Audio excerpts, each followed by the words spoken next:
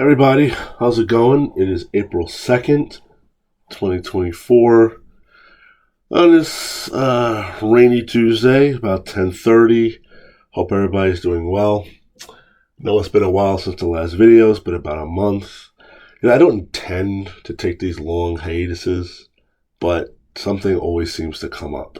Now, part of it is, depending on what's going on in WWE, sometimes I like to wait and see how it's going to develop before I throw my opinion out there.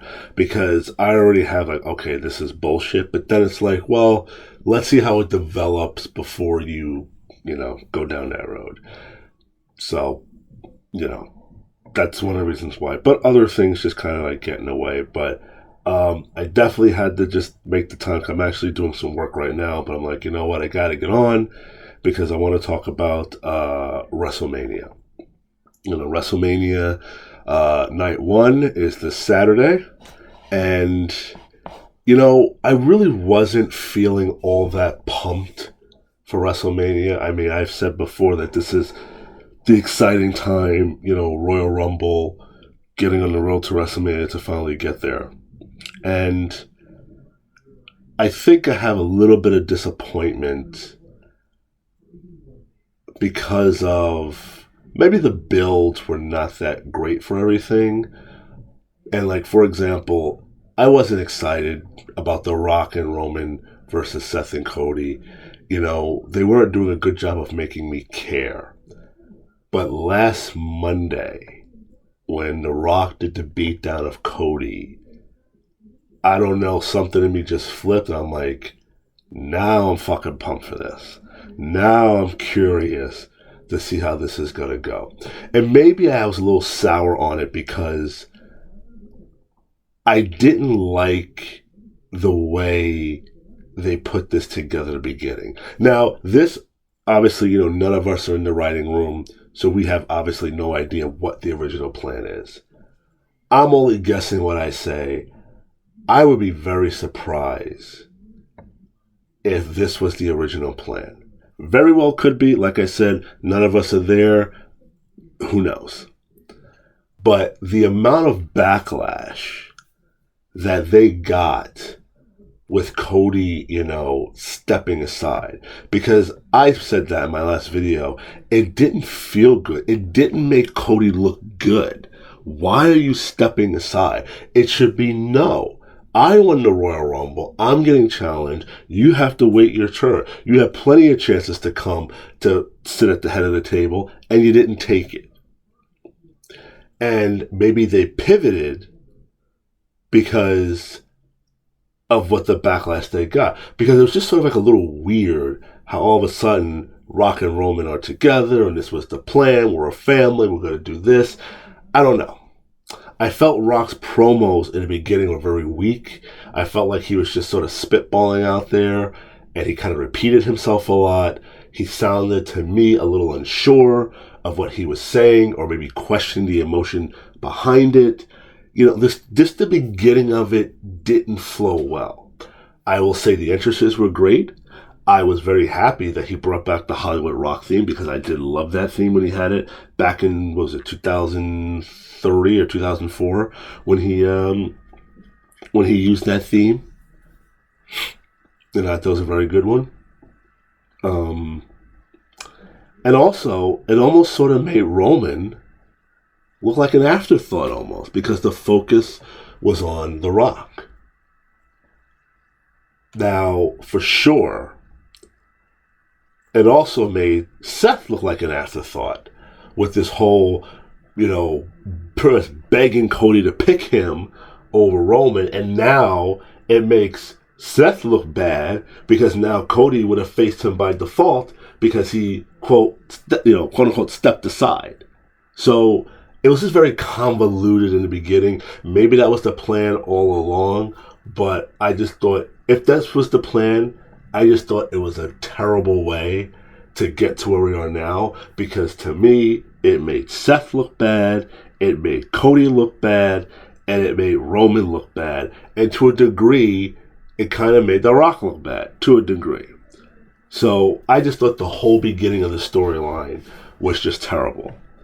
And, they did do a bit of a course correct to me, in my eyes, or at least to get this fan to be on board and enjoy it. I think they did a fairly decent course correction. But again, now you're making Drew McIntyre look like an afterthought and that he's not that important, that Seth is involved with this story. I thought Monday the storyline was terrible, even though the announcers were saying it, that you're about to have a match at WrestleMania. Why are you looking to challenge and get yourself into a fight? So I thought that was horrible. I understand it was a whole setup thing, but still, it made Seth look stupid. You could have ambushed them a completely different way. By the way, I thought it was supposed to be Solo and Jay wrestling on Monday night. Did they move that to SmackDown or something? I don't know. But nonetheless, I thought they did a pretty good job of pumping me up and maybe pumping up anybody else who kind of felt like this was horrible with that beatdown of Cody. And I will say this as well. I don't think it's as clear cut as everybody thinks that, okay, Cody's going to win, and Cody and Seth, I should say, are going to win the match, and then he's going to have his one-on-one match with Roman. I'm not so convinced yet, because there are different avenues that you can go. So I will say, out of the convoluted mess that they kind of made out of this in the beginning, and somewhat a little bit still now, there are several different outcomes of what can happen with this. So the question is, who's going to take the pinfall if Roman and Rock lose? Is Rock going to get pinned?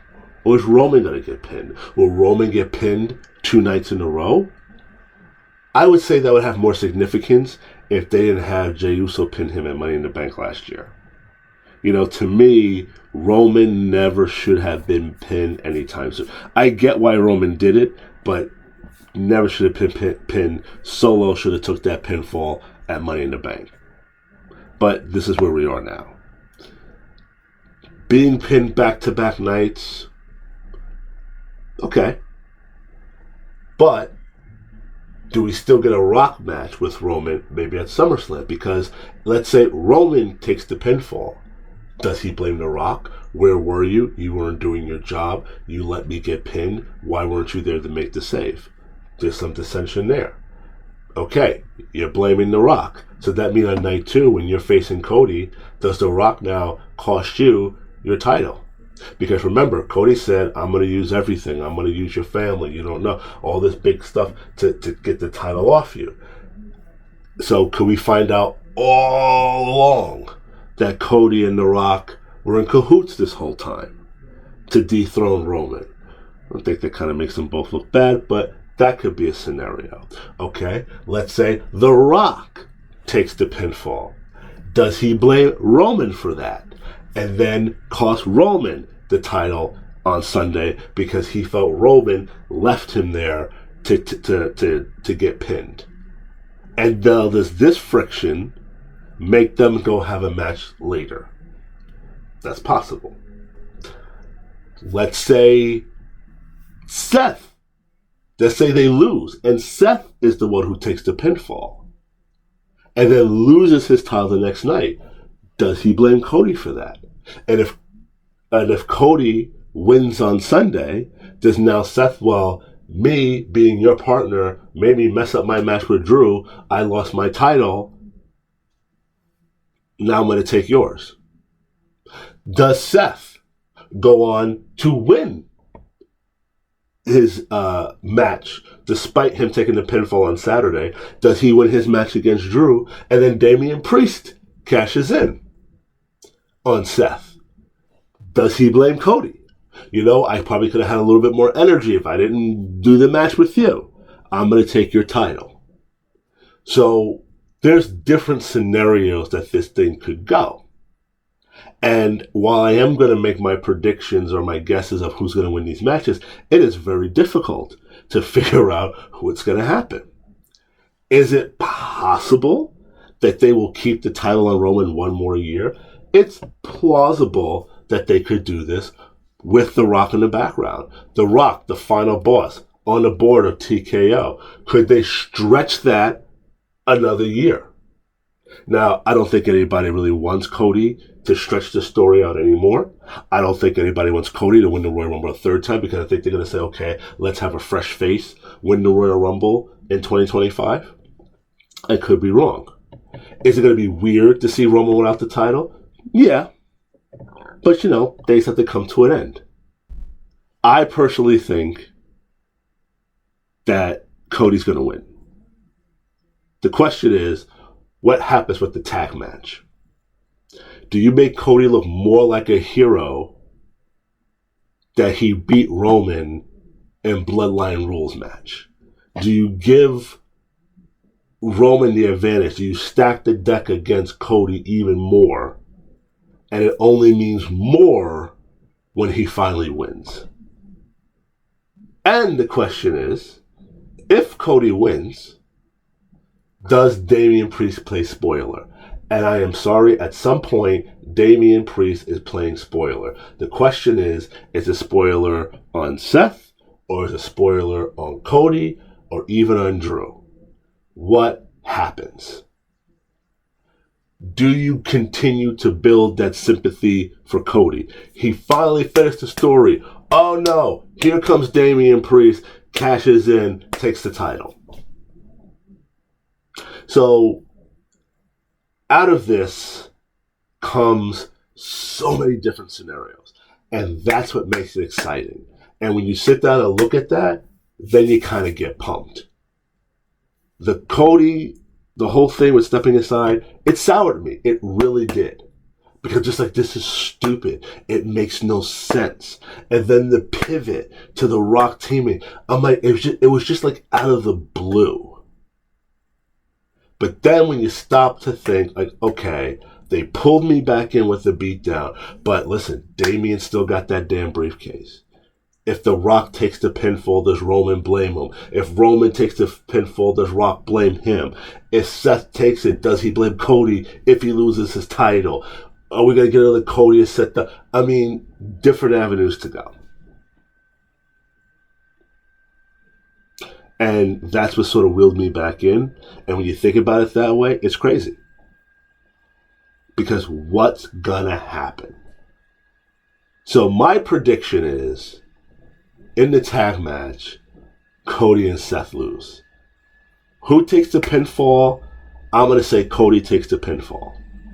And I'm gonna say it's Roman who does it, maybe with a handful of tights. But I think Roman and Rock win the tag match. And it's Bloodline Rules the following night. But I'm going to go through the rest of the matches, but I'm going to start with night one. But that's my first prediction, is that The Rock and Roman Reigns win the tag match, with Roman pinning Cody with a handful of tights. The next big match to me is Rhea Ripley versus Becky Lynch. And to me, to solidify the dominance that Rhea has been on, she needs to beat Becky. And if you notice what they're doing, they did it with Bianca, okay? They've done it with, the names escape. They did it with Ronda Rousey, okay? It seems like you face Charlotte, then you face Becky. You face Becky, you face Charlotte. Like, that's your test. And if you beat them, and beating them both is that, that green light, that thumbs up, like, yeah, we're solidifying you as a star. Because think about it, they do it with everybody. They did it with Jericho between Austin and The Rock.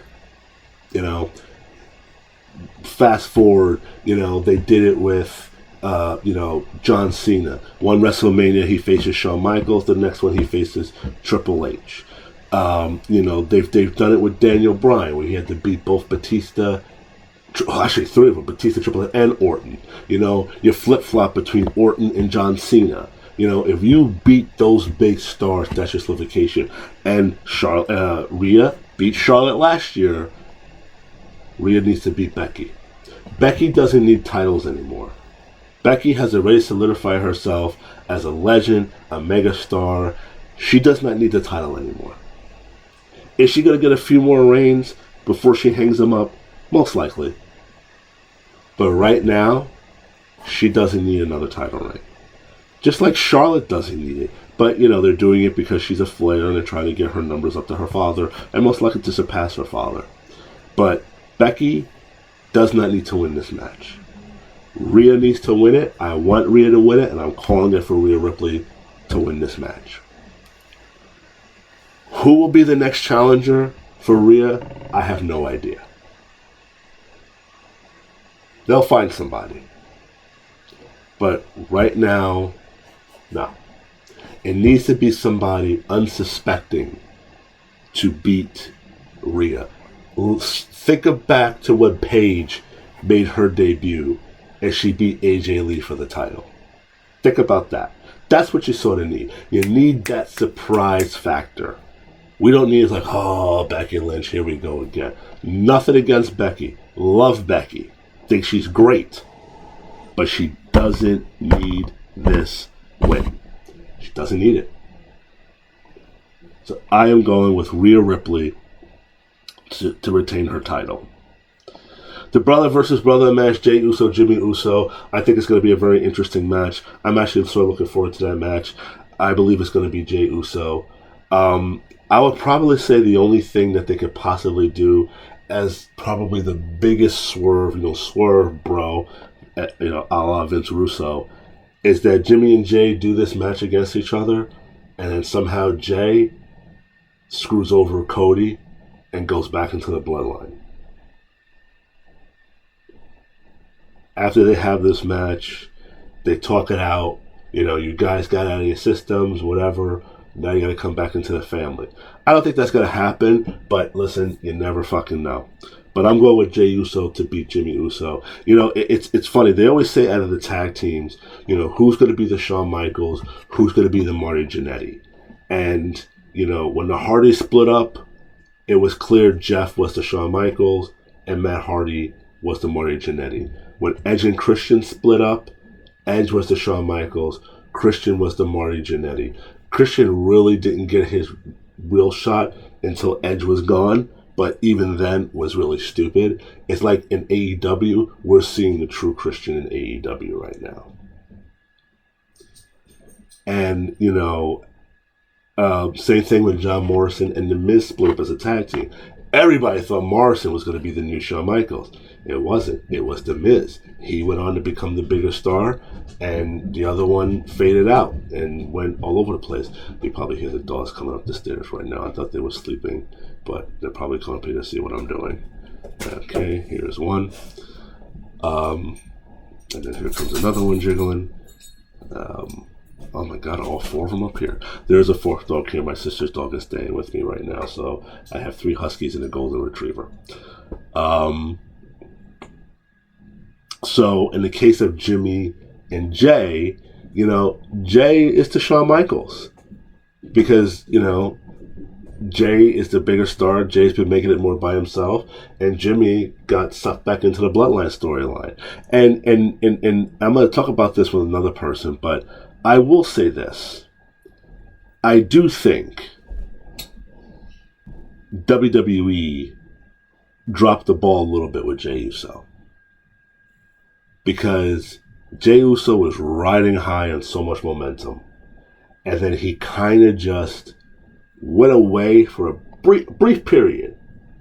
And then he came back, then he just kind of coasted. And then there was talk that he was supposed to beat Gunther. Honestly, I really wish they would have Chad Gable do it. But, I would have been okay if Jey Uso dethroned Gunther. I would probably have wasted it on a Raw like that. But I just feel like they have wasted the momentum that he built up. Still a hot baby face. He's still over, all that stuff. But I still feel like a little bit of that hotness has come off. And we got to see where he goes after this. After WrestleMania, where does he go? Where does he go looking for that singles title? It still may be him.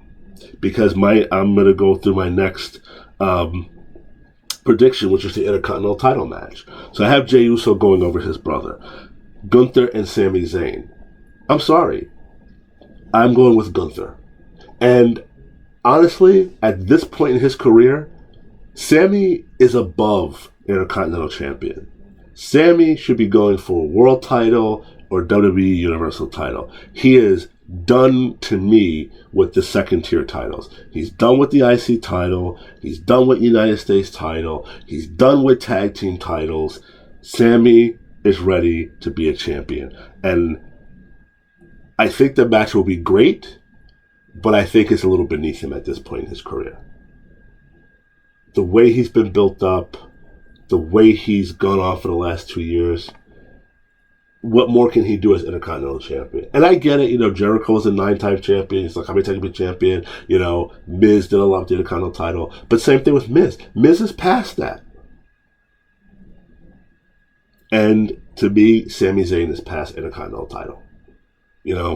Let that, the Chad Gables, even the Shinsuke's, the Bronson Reeds, the Otis, even R-Truth, Tommaso Ciampa, those are the guys who should be swimming around in the IC title picture. Not Sami Zayn. Not Sami Zayn. But I don't think it should be Gunther that dethrones him. Again, it should be somebody unsuspecting. I would love it to be Chad Gable. Jey Uso.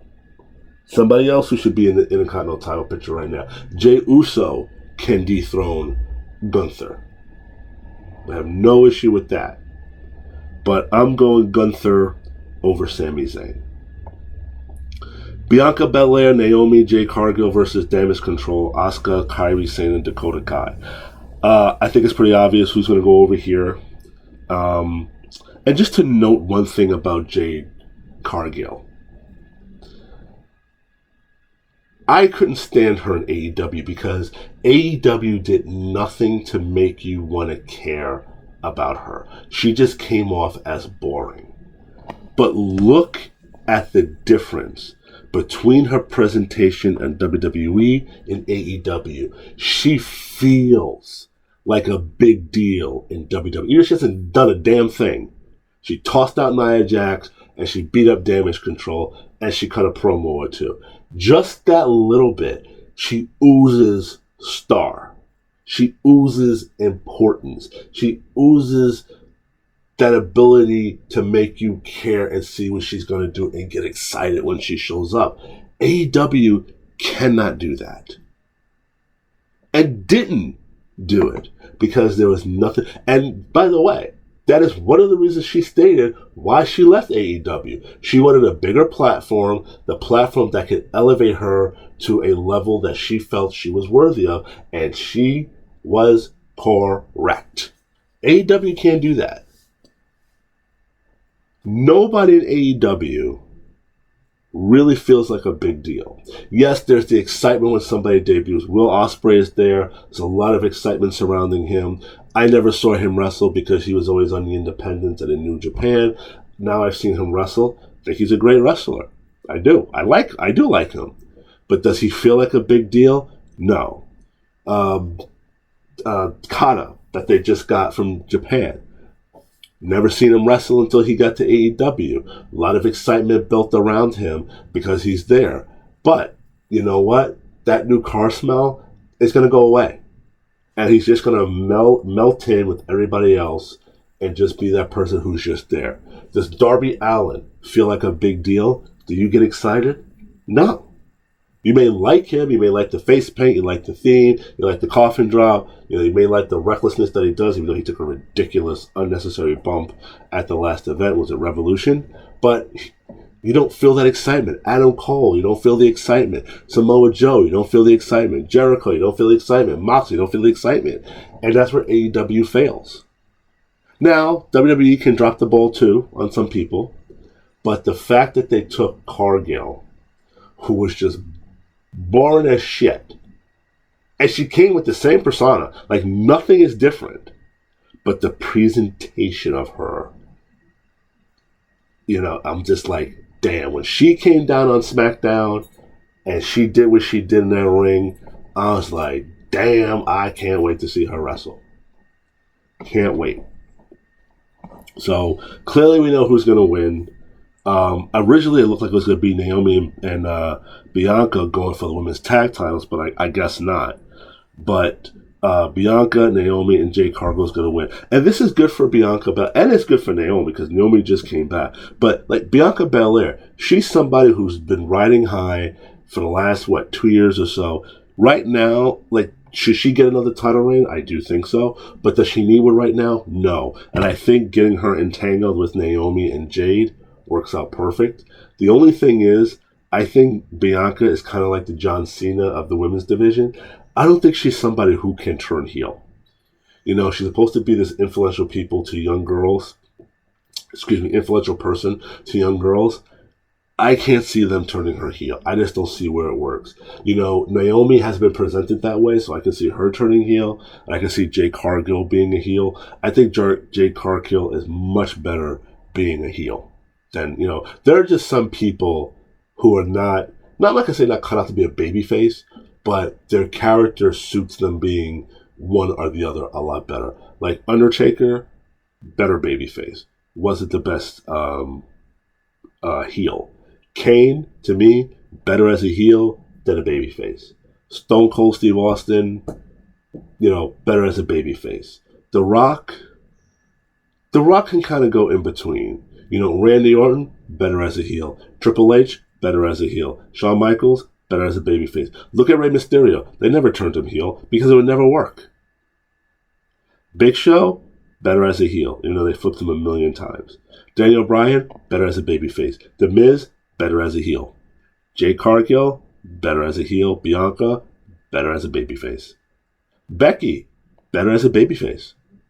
Rhea, perfect as a heel.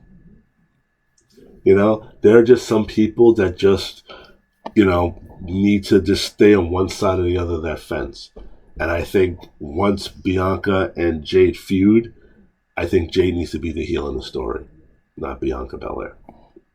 Because I know there was some talk of turning her heel at some point. Okay. There's 2 other matches. So we have the Undisputed Tag Team Title 6-pack ladder match. I mean, out of all of this, I think it's pretty clear that they're going with Truth and Miz to win this. I do think it's time for Judgment Day to drop the tag titles. As much as it pains me to say this because I was sour on them, but then they got better, it's probably time for Judgment Day to end and split up. Unless they, rotate a member or 2 out and try to change it up a little bit, I think it's time for Judgment Day to end. But they're not walking out with their tag titles. They're not. But, to me, Damian is not walking out empty-handed. And this match that was randomly thrown together, Rey Mysterio, Dragon Lee versus Santos and Dominic Mysterio. I'm kind of leaning with Santos and Dominic. I'm thinking Dominic is going to get his win back from WrestleMania, and I think he's going to win Dirty Dom. And I think he's going to win. So those are my predictions for night 1. And I'll just go through them again. Tag team match, I'm going with Roman Reigns and The Rock winning, with Cody taking the pinfall, with Roman holding the tights or foot on the ropes. He's going to get a dirty pin. Women's World Heavyweight title, Rhea Ripley versus Becky Lynch. I'm going with Rhea Ripley. Jey Uso versus Jimmy Uso. I'm going with Jey. Gunther versus Sammy for the Intercontinental title. Going with Gunther. Bianca Belair, Naomi and Jade Cargill versus Damage Control, Dakota Kai, Asuka, and Kairi Sane. I'm going with Bianca, Naomi, and Jade Cargill winning that match. And for the Undisputed Tag titles, I am going with R-Truth and The Miz. Okay. So going on to night 2. So let's go through the throwaway match first, which is Bobby Lashley and the Street Profits versus the Final Testament. I mean, nobody fucking cares about this. God bless Triple H. They're trying to do something with Karrion Kross, but it doesn't seem like they can recapture what they had when he was in NXT. And that's not his fault, because Vince gave him some stupid-ass gimmick when he came up, So that's not Vince's fault. I know they tried it when he came back, but I just think there was just no room for him. And they're trying their best with him, but it's not. Same thing with Bobby Lashley and the Street Profits. They have no idea what to do with them. And when you get like these random things thrown together in a storyline that nobody gives two shits about, that just shows you they're trying to do something. God bless them for trying to do that. But it just ain't working. And the sooner the storyline is over, the better. But, as much as the Final Testament needs to win, I'm going to go with Bobby Lashley and the Street Profits winning on this one. LA Knight versus AJ Styles. I mean, this kind of seems a little bit forced that they just need to do something with the two of them. And just like Jey Uso, they kind of dropped the ball with LA Knight. And LA Knight even said so. That, they had a lot of momentum behind them, and it kind of just fell flat. And, I mean, if he didn't, obviously he wasn't going to win the title against Roman, but you could have put the U.S. title on him. You could have did something with him. And, he just kind of feels a little bit lost in the shuffle right now. AJ had a big return. He came back in great shape. And, he's kind of fledgling himself around. So, not quite sure what's going to happen with these guys after WrestleMania. But, to be honest with you, I think AJ needs this win a little bit more than LA Knight. So, I'm going with AJ Styles on this one. AJ's come back. He's been putting over everybody since he's been back. I think my man needs a win. And I'm going with AJ Styles on this one. The United States title, Logan Paul, Kevin Owens, and Randy Orton.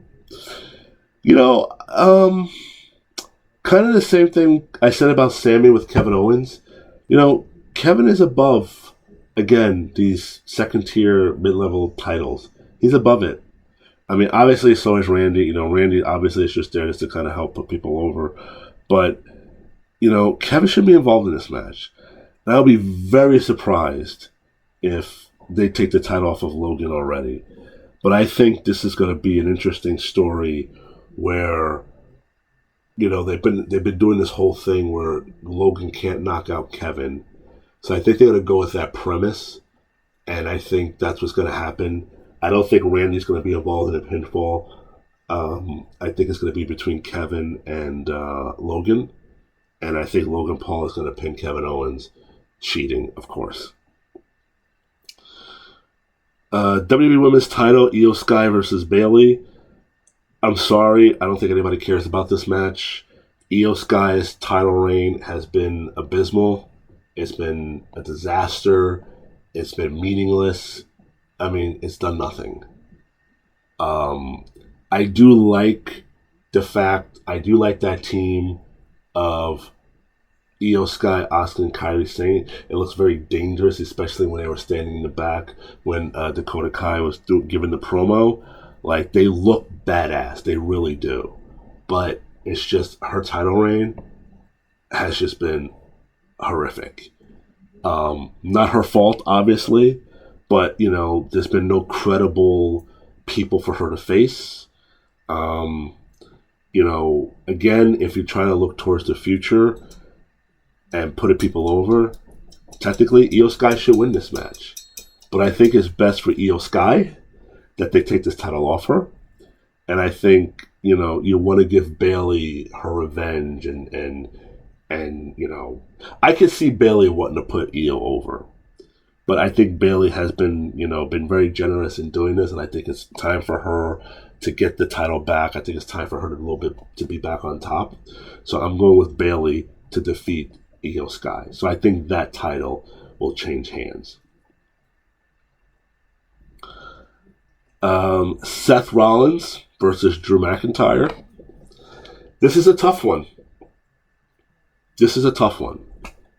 Because you have Damian Priest in the background. But I think I do think it's time for Drew to win. Now, I'm not quite sure when Punk comes back, because they want to do a Punk and Drew McIntyre match. And I'm sure they would want to have Drew McIntyre with the championship and have CM Punk take it off of him. So this is a tough one. But I think finally it is time for Drew to get his win. And I do think it's time for Seth to drop the title. However, the irony cannot be lost that Seth Rollins cashed in his Money in the Bank at WrestleMania. So the irony that that Damian Priest cashes in on Seth is an interesting thought. But I think the bigger get is for Damian Priest to rob Cody of his title.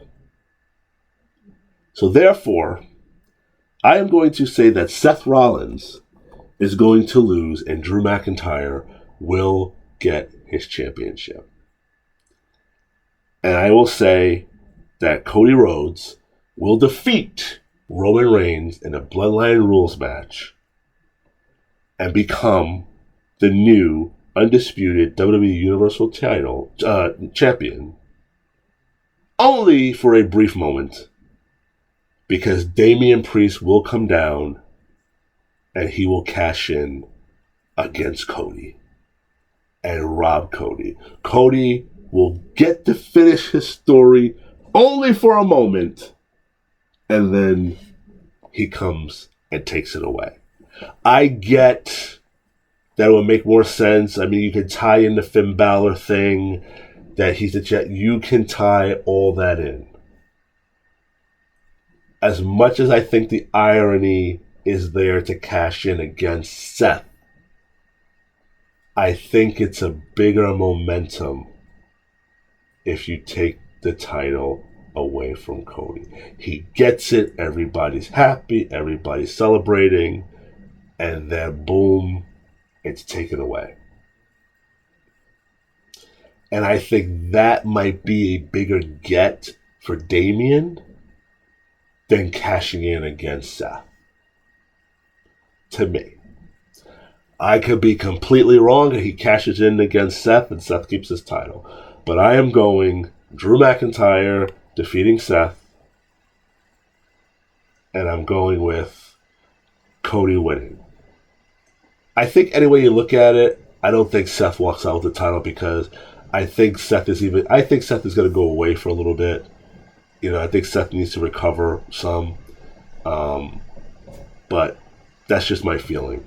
My feeling is Seth is not leaving with the title. Whether Priest cashes in on him or not, I think Drew is going to take it. And I think that helps Drew ride that high of also defeating CM Punk. And I can see Drew McIntyre's next challenger most likely being Jey Uso. I think. So there you have my WrestleMania predictions. I'm not quite sure what's going to happen on SmackDown, because I'm recording this before SmackDown happens.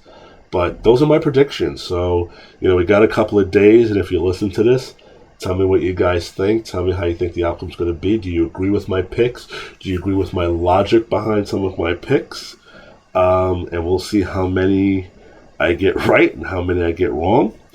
I'm going to try my hardest not to fucking fall asleep, because for the last couple of pay-per-views, I keep falling asleep on the main event. But I have been working a lot. I mean, I've been going to bed at 1 a.m. a lot. I'm on the computer now, trying to figure some of this shit out that we're doing. But I'm definitely going to be prepped up for WrestleMania. Probably going to take a nap just to make sure I'm up and ready. Make sure the dogs don't bother me. I'm going to, tire their ass out during the day so they sleep at night. And I can enjoy the show. So I hope you guys enjoy WrestleMania. I will be back after night 1 to discuss the results and my reactions to it. And then the same will be for Sunday. When WrestleMania is over, I will record my reaction to that too. Again, let me know what you guys think and if you guys agree. So I hope you guys enjoy WrestleMania. It's going to be a great weekend. Baseball is back as well. So I'll be able to watch... Actually, I think the Yankee game Saturday is a 7 o'clock game. So I probably won't be able to watch it because WrestleMania is going to be on an hour later. if you're a Yankee fan, you're happy that the Yankees, yes, it's a home game at 7:05. Well, if you're a Met fan, you'll be able to watch the Met game. If you're any kind of, baseball fan for any other team, if you're not on the West Coast, you'll probably be able to see quite a few games in the middle of the country. A lot of these games are at 9 o'clock or 7 o'clock. So if you're a baseball fan, maybe you can get some of your games in before WrestleMania. I won't be able to because the Yankee game starts at 7, but WrestleMania is going to start at 8. But the Yankees are on a good roll right now. They're 5-0, which I didn't think that was going to happen because, they already have all these injuries. But they might be 5-1 tonight because right now they're currently losing to the Diamondbacks 3-0, and they're in the bottom of the 6th. So we'll see what happens. But anyway, enjoy WrestleMania, guys, and I will be back on Saturday night.